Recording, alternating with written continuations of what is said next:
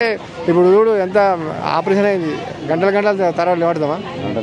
గంటల గంటలు eye drops చేసుకోవాలా? ఇంటి నుంచి పొద్దున వచ్చినాం మేము, ఇది వరకు అక్కడ ఉంది 9 గంటల 9 దాకా అంటున్నాం అన్నయ్య. కనీసం నైట్ 9 దాకా అంటే అస్సానికి కూడా గ్యారంటీ లేదు, మళ్ళీ రేపు రావాలి. మరి ఏం సార్ అంత లైన్ ఉన్నది? మేము అడిగినామా సార్ గవర్నమెంట్ 3 నెలలు పోయమని? పబ్లిక్ డిమాండే లేదు. 1 మంత్ కరెక్ట్ ఉండే. వాళ్ళ దగ్గర పుచ్చిపోతాయి అని చెప్పి, రైస్ మిల్లలో పుచ్చిపోతాయి అని చెప్పి అవి మామే తగిలేసు తప్పితే ఇంకోటి ఏం లేదు గవర్నమెంట్ స్కీమ్.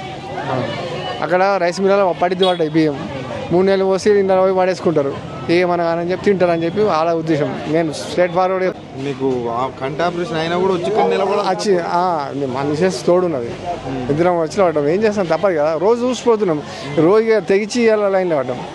ఎవరు అడిగారు సార్? అడిగినాము మేము. గవర్నమెంట్ కూడా చేసుకుంటున్నారు కదా తినడానికి. తినేసి ఆల్రెడీ తినేసి టిఫిన్ చేసి మళ్ళీ తినేసి వచ్చినాం. పరిస్థితి మేము పోయమనే సార్. Already 1 month best. వర్షాలు పడతాయి అంటే వర్షాలలో అవసరం తీసుకుపోతారు, అవసరం లేకుండా తీసుకుపోదు.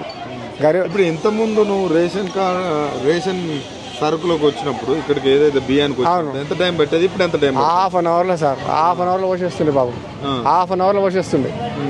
ఇప్పుడు ఎన్ని రోజు చూసుకుంటూ పోతున్నా, లైన్ తగ్గట్లే అని చెప్పి మా మిస్సెస్ నేను ఆపరేషన్ అయినా పర్లేదు రిస్క్ తీసుకొని అన్నయ్య కూడా అంటుండే 9 గంటల దాకా ఏముంటావు